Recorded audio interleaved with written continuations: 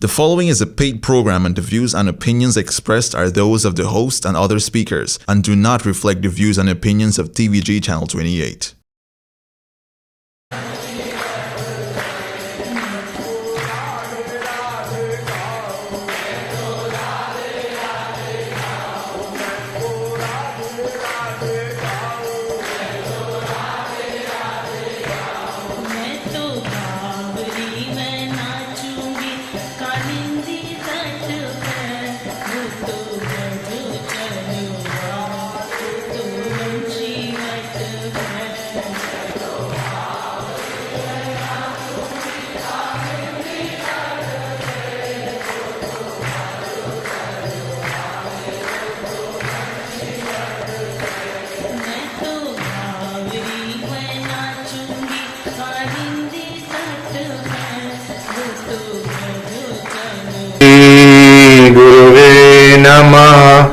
Shri Guruve Namaha Shri Guruve Namaha Acharya Mam Vijaniyan Navamanyeta Karichit Namartya Buddhya Suyeta Sarvadeva Mayo Guru.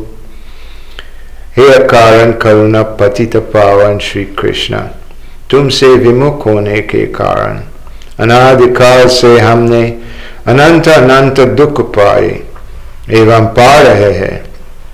पाप करते करते अंतःकरण इतना मलिन हो चुका है कि रसिकों द्वारा यह जान भी अपनी भुजाओं के पसारे अपनी वात्सल्यमयी दृष्टि से हमारी प्रतीक्षा कर रहे हो, तुम्हारे शरण में नहीं आ पाता। O my divine beloved, causelessly merciful Sri Krishna, having ignored you since time immemorial, I have been suffering. Due to sins committed lifetime after lifetime, my mind have become so polluted. Even though your saints are telling me you're waiting for me with arms outstretched to embrace me, still I fail to surrender to you completely. All glories to the saints, the teachers of Sanatan Dharma, the eternal principles of righteous conduct. All glories to the Devas, all glories to all aspiring souls. Thank you for joining me. The soul's awakening. There is a peculiar suffering that comes with awareness, a kind of exile that happens not when you leave the world, but when you begin to truly see it. You sit down to watch a movie everyone loves, and within minutes you are analyzing manipulation, tactics, the propaganda, the tired formulas. You're at a party, and instead of enjoying the moment, you're observing the social performances, the masks, the desperate need for validation in every conversation. You used to enjoy these things. You remember when a movie was just a movie, when small talk was comfortable, when you could lose yourself in the moment without your mind dissecting every layer of what was really happening. But something changed. You woke up, and now you can't go back to sleep. So today we are exploring one of the most painful consequences of consciousness, the loss of simple pleasures. This isn't about being cynical or superior. This is about the genuine grief that comes when awareness strips away the capacity for innocent enjoyment. I once observed that the price of consciousness is the loss of unconsciousness. And with that loss, comes something most people never talk about. You can't enjoy things the way you used to. Think about a child watching a magic show. Their eyes light up with wonder. They believe in the magic completely. Now think about you watching the same show. You see the sleight of hand. You recognize the misdirection. You appreciate the skill perhaps, but the magic is gone. This is what happens to conscious people with almost everything in life. You can't watch the news without seeing the agenda behind every story. You can't scroll social media without recognizing the performance, the carefully curated highlights, the desperate need for external validation. You can't attend social gatherings without feeling the weight of all the unspoken truths, the polite lies, the surface level connections that everyone pretends to be meaningful. The veil has been lifted, and you are left standing in a world where everyone else still sees magic, while you only see the mechanics. This creates a profound loneliness. Not the loneliness of being physically alone, but the loneliness of being awake in a world asleep. There are things you lose in this process of awakening that you could never get back. Not because they have been taken from you, but they simply dissolve once you recognize them for what they really are. Illusions, games, agreed upon fantasies that only work as long as everyone pretends they are real.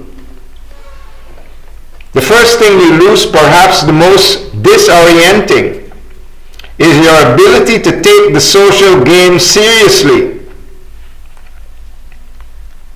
Now, I don't mean you become rude or inconsiderate.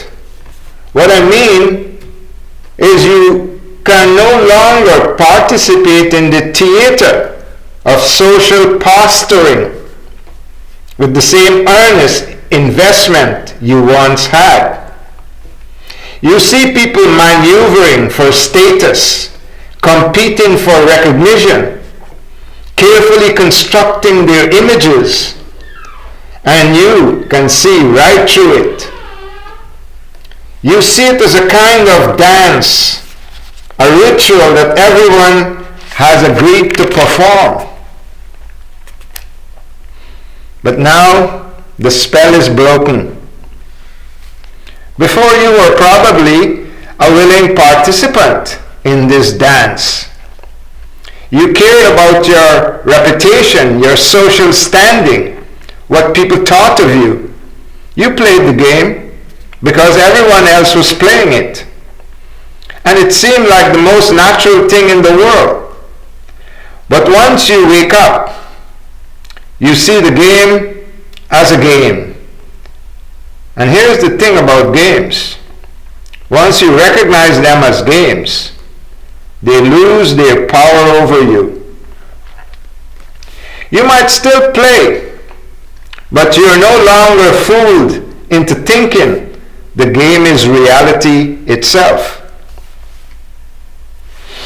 I remember watching people at social gatherings after I had begun to see through this particular illusion. The conversations about who had achieved what, who knew whom, who had been recognized or promoted or honored, all of it appeared to me like children playing at being grown-ups, taking their make-believe terribly serious.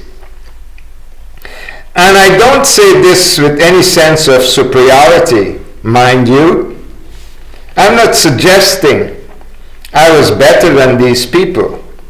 I am simply describing what happens when you see through the game. You lose your ability to care about it as you once did, and this loss has consequences. Your old friends may find you strange. Now, they sense that you are not playing by the same rules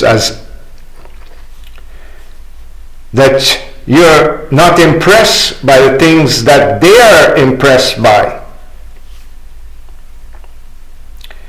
That you don't share their concerns about status and position. They may accuse you of being changed, having become aloof or arrogant. But you haven't become arrogant. You simply stop pretending that the emperor is wearing clothes. When you can clearly see he is naked. The second thing you lose is your innocence about human motivation. Before awakening, you probably took people at face value. When someone said something, you generally believed they meant it. When someone acted friendly, you assumed they were friendly. When someone claimed to believe in something, you thought they actually believed it. But as you wake up, you begin to see the layers beneath the surface. You see how much of what people say and do is driven by fear, by the desperate need for approval, by unconscious patterns, even they are completely unaware of. You start to notice the gap between what people claim to value and how they actually behave. You see someone speak eloquently about compassion and kindness, and then you watch them treat a waiter in the restaurant with contempt. You hear people declare their commitment to truth and honesty. Then you observe them lying to themselves. With every breath, you notice how people construct elaborate justifications for doing exactly what they wanted to do anyway. This seeing is not comfortable. In fact, it can be quite painful, because you also start to see these patterns in yourself. You recognize how much of your own self have been driven by unconscious fear and need for approval. You catch yourself in the act of self-deception. You notice how often your noble-sounding reasons for doing things are really just cover stories.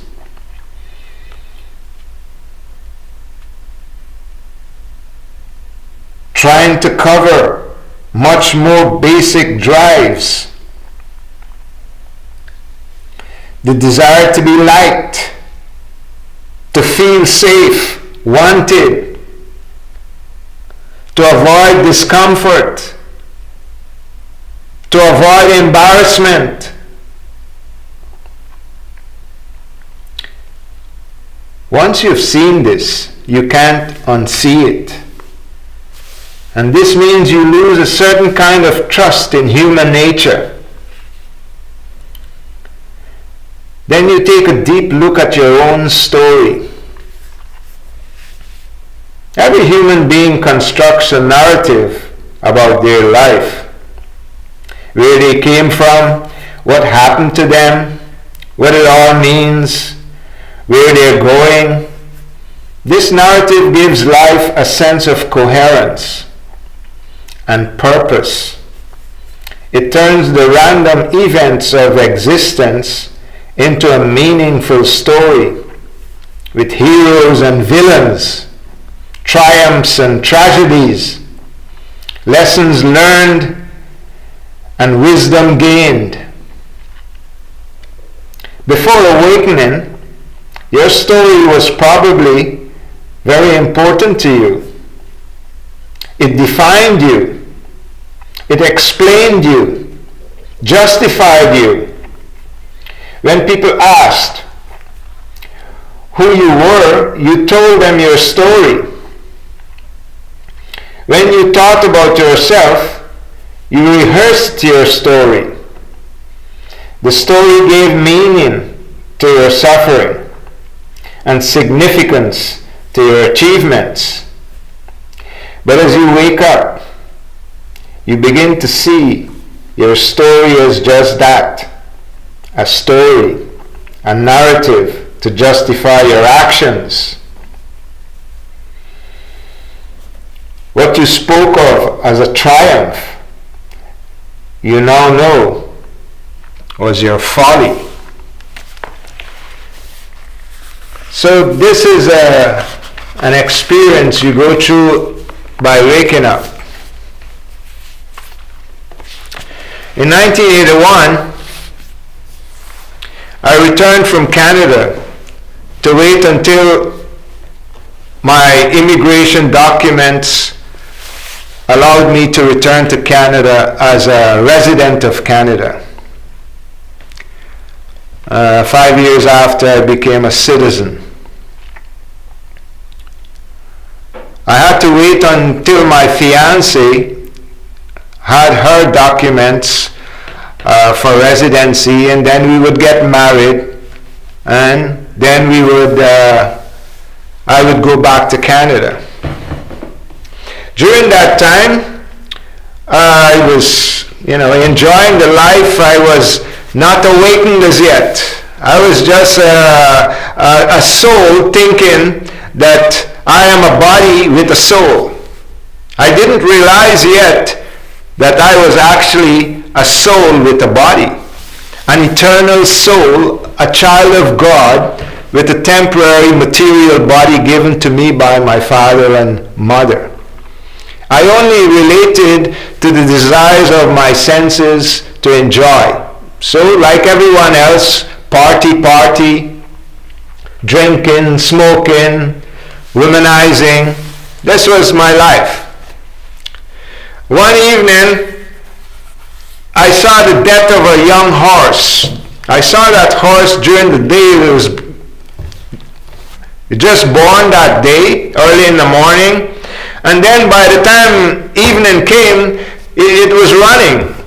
Animals like cows and certain animals, they can get up and walk. We have to wait months before we can even sit up.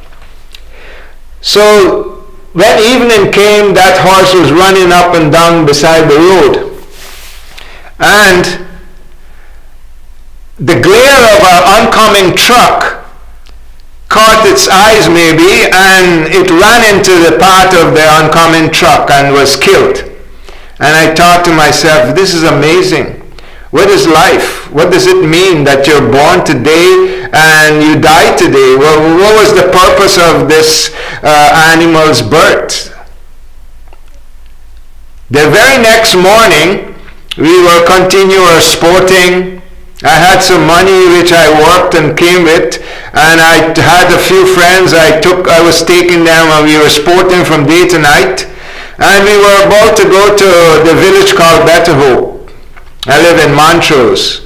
And as we were going to Better Hope, my friend's girlfriend was riding a bicycle coming in the opposite direction.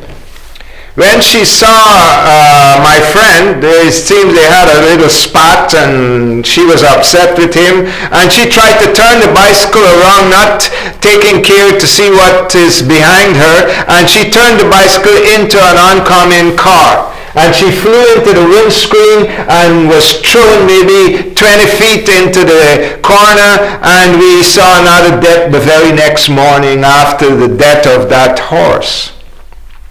So this really traumatized me, that look at this girl, and my friend was crying, and it really touched me, and I started questioning life. What is life? What is birth? What is death? Who am I? Where did I come from? Is God real? Is heaven real? Is hell real? A few days later, I saw a very old man hunched on a stick walking towards the village called Success. It was a couple of miles from Montrose.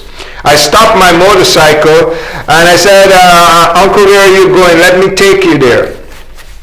I put him on the motorcycle and I stuck the stick between our legs and I took him to the village called Success. When we got there, he said, look, you see this iron fence, this gate here? I live here. You come, and in 21 days I'll tell you everything you need to know about life, who God is, what life is. And I was amazed, because this is exactly the thoughts that were bothering me since the accidents that I saw. So I started going there, and he had some cows, and he told me, listen, help me to clean the bed of these cows, which is the bottom house. Under the bottom house, these cows were there, and they made a mess because it was mud only, and their urine and their feces became a puddle of mess. And at first I was hesitant, but I thought, big deal, I'll wash myself after. And I started to clean it very nicely. I have a habit of always doing things that I'm doing the best as I can, or I don't do it. So I made the bottom house very clean. I polished it actually with all the sap, all the wet mud was cleared off, and I made it smooth. Daubed it as we call it. And then that old man said to me, listen, these cows are observing how you are keeping their bed, making their bed so nicely. They will bless you. And so I went there for quite a few weeks and months. And he was telling me all these things about God but it really didn't impress me too much. And then he made me buy a Bhagavad Gita. When I started reading the Bhagavad Gita, it was such profound knowledge. It seems as everything that I was yearning to know became clear with the words of Sri Krishna. And I thought, this person called Sri Krishna, there could be no greater mind than this mind that has produced this literature.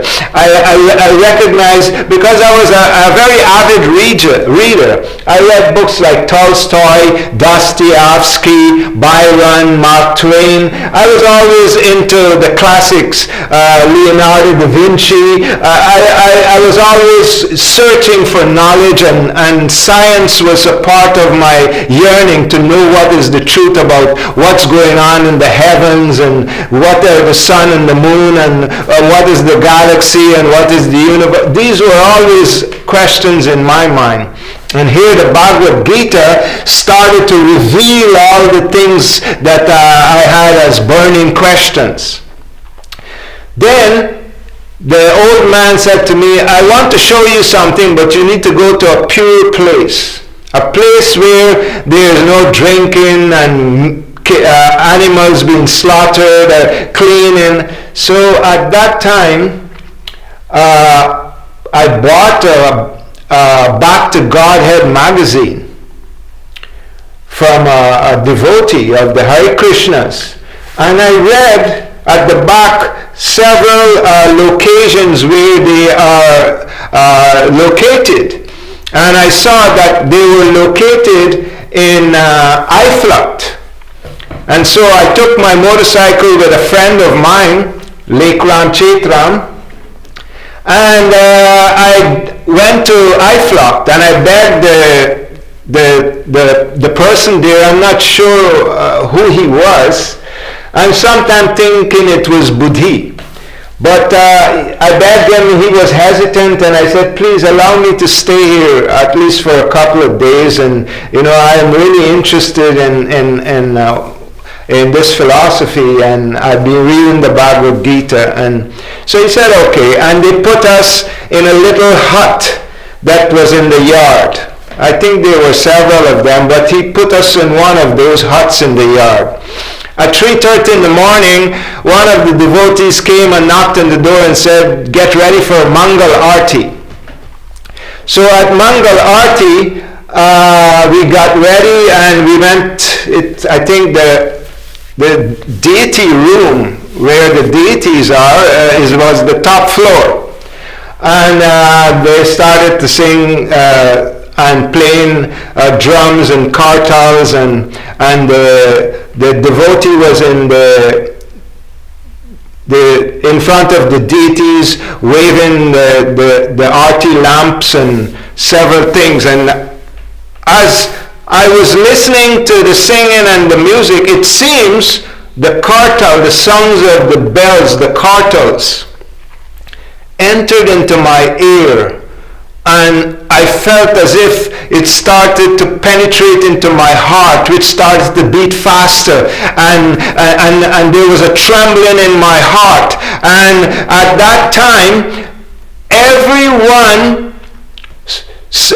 started to disappear. The deities, the pujari, the people who were standing around me, I saw my body falling to the ground, and all I'm conscious of is that I am part of a flood of light, and only a flood of light was there. And I was just like a spark or a photon within that flood of light, but fully conscious that there is nothing else visible, only this flood of light. So I was amazed. Next thing I realized, because the body became unconscious, and it seems the devotees took me back down to the little hut down, and I woke up in that little hut, and I told no one my experience. I hardly ever discuss this, only with very few chosen people I've shared this with, but I'm so inspired because of this subject of awakening to share it with the public.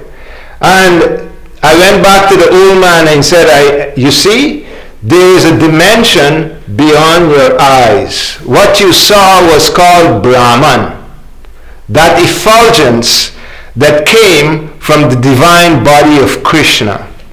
I wanted you to see this because this is the first awareness of God that one has. It's like the story of Narada descending from the heavens. And the people in Dwarka saw an amazing light brighter than the sun descending towards the earth. And as they kept looking, they saw there vaguely within that light there is a form.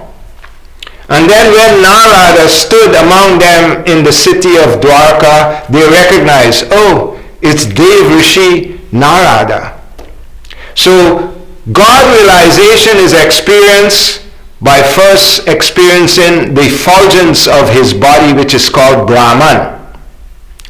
Then you recognize that he also lives within each soul. He is the soul of each soul. Ya Atmani Tishtati. He resides in me. He resides in each soul. He resides in every living entity. He is the soul of each soul. And then you realize he's not only in everyone, but he is a person called Sri Krishna. Jai Jai Shri Radhe Shyam. Thank you for joining me.